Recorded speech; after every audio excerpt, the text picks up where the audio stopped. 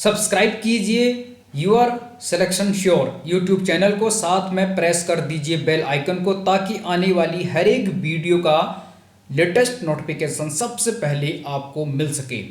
Hello my dear friends, मैं हूं गंगा प्रकाश वैश्विक और आज के इस इम्पोर्टेंट सेशन में लेकर आया हूं कंप्यूटर टेक्नोलॉजी यानी आईसीटी से संबंधित कुछ इम्पोर्टेंट क्वेश्चन आंसर। यदि आप यूसेट, यूजीसी नेट या किसी भी ऐसी प्रतियोगी परीक्षा की तैयारी कर रहे हैं जहां पर कंप्यूटर से संबंधित क्वेश्चन पूछे जाते हैं तो ये सत्र आपके काम का है।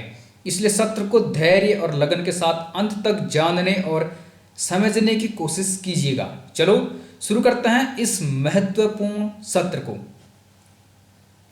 जैसे कि आप यहां पर क्वेश्चन नंबर 36 देख पा रहे हैं, वेब पृष्ठ पते यानी एड्रेस के लिए क्या नाम है, अर्थात what is the name for a web page address. Web page address के लिए क्या नाम होता है, वेब पृष्ठ पते के लिए क्या नाम है। ऑप्शन है डोमेन, डायरेक्टरी, प्रोटोकॉल या यूआरएल। इस प्रश्न का सही उत्तर है ऑप्शन नंबर 4 यूआरएल। यूआरएल का पूर्ण रूप होता है यूनिफॉर्म रिसोर्स लोकेटर। रिपीट कर देता हूं, यूनिफॉर्म रिसोर्स लोकेटर। तो इसे आप ध्यान में रख लीजिए, कई बार यूआरएल का पूर्ण रूप पूछ लिया जाता है। तो वेब पृष्ठ पते के लिए क्या नाम है, यूआरएल। अब बढ़ते हैं अगले क्वेश्चन की तरफ। क्वेश्चन नंबर 37 यहां पर पूछा गया है the data storage hierarchy consist of, यानी जो डेटा स्टोरेज है उसकी हायरार्की यहाँ पर क्या है। तो इसे हम हिंदी में भी समझेंगे। पहले यहाँ पर मैं आपको इसका उत्तर बता देता हूँ। इसका उत्तर है ऑप्शन नंबर 2। आप वीडियो को पॉज करके समझने की कोशिश कर सकते हैं ताकि आप अच्छे से समझ पाएंगे। ऑप्शन नंबर 2 इसका सही उत्तर है, यानी bits, bytes, fields, records, files and databases. ये इसका उत्तर है the data storage hierarchy consist of. इसी को हिंदी में देखने की कोशिश करेंगे। नीचे आप देख लीजिए, मैं आपको दिखा देता हूँ। ये क्वेश्चन नंबर 37 है, डाटा भंडारण के लिए अधिक्रम में शामिल है, यानी स्टोरेज के लिए डेटा स्टोरेज के अधिक्रम में शामिल है बिट्स, बाइट्स, फील्ड्स, रिकॉर्ड्स, फाइलें तथा डाटाबेसेस। तो उत्तर है ऑप्शन नंबर 2। ये आप ध्यान में रख लीजिए। क्वेश्चन नंबर 38 है, निम्नलिखित डोमेनों में किसे अनुलाभकारी व्यापार हेतु प्रयोग किया जाता है। अनुलाभकारी व्यापार यानी बिजनेस पर्पस के लिए यूज किया जाता है। निम्नलिखित डोमेनों में से किसे अनुलाभकारी व्यापार हेतु प्रयोग किया जाता है। तो ये कुछ डोमेन के नेम दिए हैं, जैसे org, .org, .net यानी नेट, .edu अर्थात एड्यू, .com यानी कॉम। तो सुने होंगे आपने .org, .net, .edu, .com, .gov यानी gov, ऐसे आपने सुने होंगे। इसका उत्तर है ऑप्शन नंबर 4 यानी .com का मतलब होता है जो कॉमर्स पर्पज के लिए यूज किया जाता है, अर्थात कमर्शियल यूज जिसका हम करते हैं। तो .com का मतलब होता है बिजनेस में यूज किया जाता है इस कॉमन डोमेन नेम को। तो डोमेन नेम है, ऊपर देख लेते हैं इंग्लिश में ताकि आप इससे और समझ पाओगे। यहाँ पर ये देख लीजिए आप, क्वेश्चन नंबर 38 है, अच्छे से आप देख पा रहे होंगे। Which of the following domains is used for profit businesses? Profit business के लिए कौन सा डोमेन यूज किया जाता है। उत्तर है .com।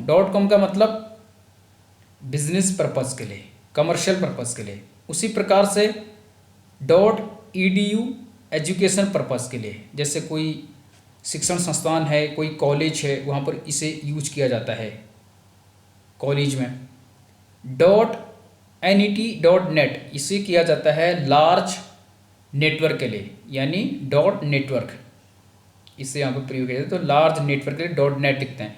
और .org यानी जब कोई ऑर्गेनाइजेशन होता है, कोई संगठन होता है, वहाँ पर इसे प्रयोग में लाया जाता है। और एक होता है .gov जिसे कहते हैं गवर्नमेंट के लिए, यानी जो सरकारी संस्थाएं होते हैं उसमें .gov होता है। NAT यानी लार्ज नेटवर्क के लिए। EDU यानी एजुकेशनल इंस्टीट्यूशन के लिए, जैसे कॉलेज है, स्कूल है। .com यानी कमर्शियल बिजनेस के लिए, ये मैंने आपको यहाँ पे बता दिया। इस प्रकार से ये होते हैं, इन्हें आप समझ लीजिए, कई बार ये पूछ लिए जाते हैं। तो .com, .org, .edu, .gov, .net इन्हें आप समझिए। तो इसका उत्तर है ऑप्शन नंबर 4। अब अगले प्रश्न की तरफ बढ़ेंगे। क्वेश्चन नंबर 39 आप यहाँ पर देख पा रहे हैं। पूछा गया था what is the full form of USB as used in computer related activities. USB का पूर्ण रूप क्या है जो कंप्यूटर से संबंधित क्रियाकलापों में प्रयोग किया जाता है। तो पॉज करके देख लीजिए, वीडियो को नोट कर लीजिए। इसका सही उत्तर है ऑप्शन नंबर 3, यूनिवर्सल सीरियल बस। यूनिवर्सल सीरियल बस का मतलब होता है USB पोर्ट आपने सुना होगा। What is the full form of USB as used in computer related activities, तो इसे कहते हैं यूनिवर्सल सीरियल बस। इसका उत्तर है ऑप्शन नंबर 3। नोट कर लीजिए, कई बार पूछ लिया जाता है। कई बार URL का पूर्ण रूप, कई बार USB का पूर्ण रूप पूछ लिया जाता है। कई बार HTTP का पूछ लिया जाता है, हाइपर टेक्स्ट ट्रांसफ़र प्रोटोकॉल। इस प्रकार से पूछ लिए जाते हैं फुल फॉर्म कंप्यूटर की, तो आप ध्यान में रख लीजिए, ठीक है। या कई बार HTML hyper text markup language ये पूछ लिए जाते हैं। उसके बाद अगला जो क्वेश्चन है, विच of the following represents billion characters. इनमें से कौन बिलियन कैरेक्टर्स को रिप्रेजेंट करता है। टेराबाइट्स यानी TB, मेगाबाइट्स यानी MB, किलोबाइट्स यानी KB, गीगाबाइट्स यानी GB। तो TB, MB, KB, GB ये डेटा स्टोरेज की मेजरमेंट यूनिट्स हैं, इन्हें आप समझ लीजिए। इसका सही उत्तर है ऑप्शन नंबर 4 यानी गीगाबाइट्स। तो गीगाबाइट्स काफ़ी बड़ा होता है और इससे भी बड़ा होता है टेराबाइट। सबसे छोटा होता है बिट, उसके बाद होता है बाइट, फिर होता है किलोबाइट, फिर होता है मेगाबाइट, फिर होता है गीगाबाइट्स, फिर होता है टेराबाइट, फिर होता है पेटाबाइट यानी PT, ठीक है।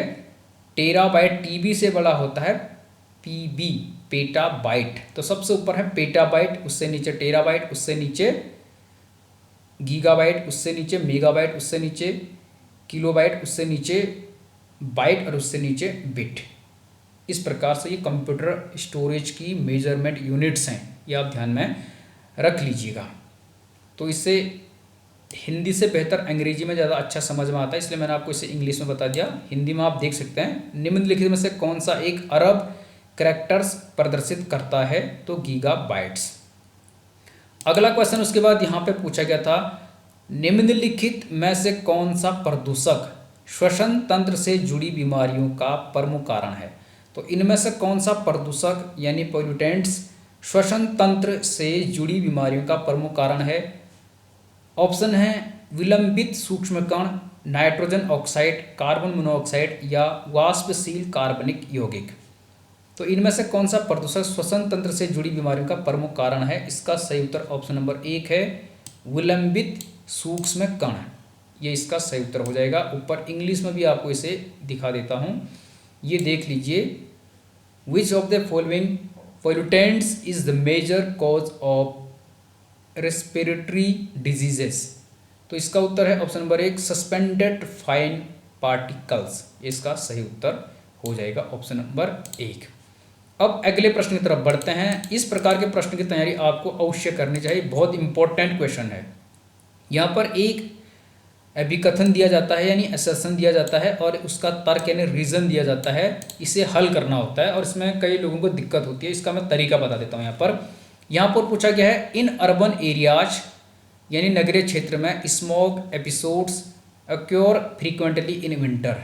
रीजन आर है, in winters a lot of biomass is burned by people for heating purposes और to keep themselves warm. Choose the correct answer from the code given below. यहाँ में से आपको सही कोड को चूज करना है।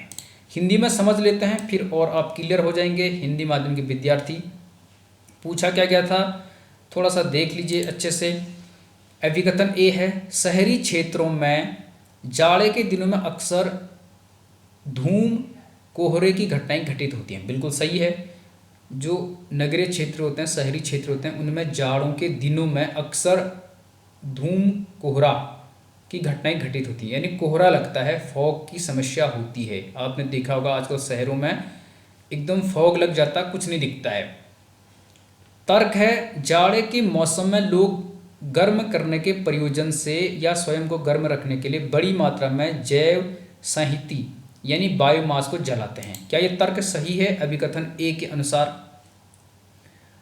यानी इस अभिकथन की क्या यह पुष्टि करता है कि धूम कोहरे की जो घटनाएं होती हैं उसका कारण लोगों द्वारा अपने आप को गर्म रखने के लिए बड़ी मात्रा में बायोमास को जलाना है? यदि ये सही है तो ए और आर दोनों सही हैं और आर ए की सही व्याख्या है, ये इसका उत्तर हो जाएगा। यदि ए और आर दोनों सही हैं परंतु ये आर तर्क ए अभिकथन की सही व्याख्या नहीं करता तो बी उत्तर हो जाएगा। ए सही है और आर गलत है, ए और आर दोनों गलत हैं। तो ऐसा आपको समझना है। यहाँ पर मैं आपको एक ट्रिक बता देता हूँ। आपको क्या करना है, आपको अभिकथन पढ़ना है। अभिकथन ए पढ़ा आपने, शहरी क्षेत्रों में जाड़े के दिनों में अक्सर धूम कोहरे की घटनाएं घटित होती हैं। अब इसके आगे आप क्यों की जोड़ दो, तर्क रहने दो, तर्क की जगह आप क्यों की समझो। तो आप कैसे इसे पढ़ेंगे, शहरी क्षेत्रों में जाड़े के दिनों में अक्सर धूम कोहरे की घटनाएं घटित होती हैं क्योंकि जाड़े के मौसम में लोग गर्म करने के प्रयोजन से या स्वयं को गर्म रखने के लिए बड़ी मात्रा में जैव संहिति यानी बायोमास को जलाते हैं। अब समझो कि या इसकी तर्क सही है या नहीं है। तो इसका जो उत्तर है वो है ऑप्शन नंबर बी, ए और आर दोनों सही हैं परंतु आर ए की सही व्याख्या नहीं करता। अब सही व्याख्या क्यों नहीं करता है?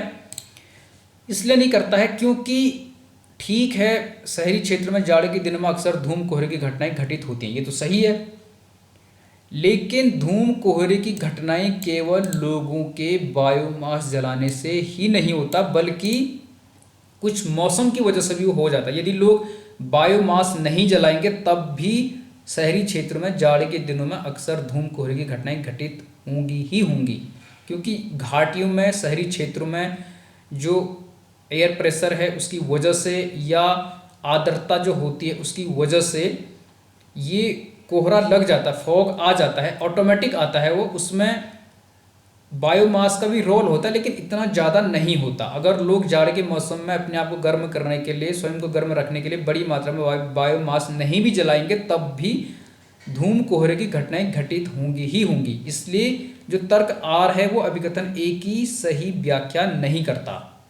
हाँ, कथन दोनों सही हैं कि शहरी क्षेत्र में जाड़े के दिनों में धूम कोहरे की घटनाएं होती हैं, सही है, और लोग अपने आप को गर्म रखने के लिए बड़ी मात्रा में बायोमास भी जलाते हैं, अंगीठी वगैरह जलाते हैं, कोयला जलाते हैं, ये सही है, दोनों सही अपने आप में। लेकिन तर्क आर अभिकथन ए की सही व्याख्या नहीं है, इसलिए ऑप्शन नंबर 2 इसका सही उत्तर हो जाएगा। तो आपको क्या करना है, अभिकथन पढ़ना है, उसके आगे क्यों की लगा देना, फिर उसके बाद इससे पढ़ना है। इंग्लिश वाले बिकॉज लगा देंगे ऊपर यहाँ पर वो बिकॉज लगा देंगे तो आपको इसका उत्तर मिल जाएगा।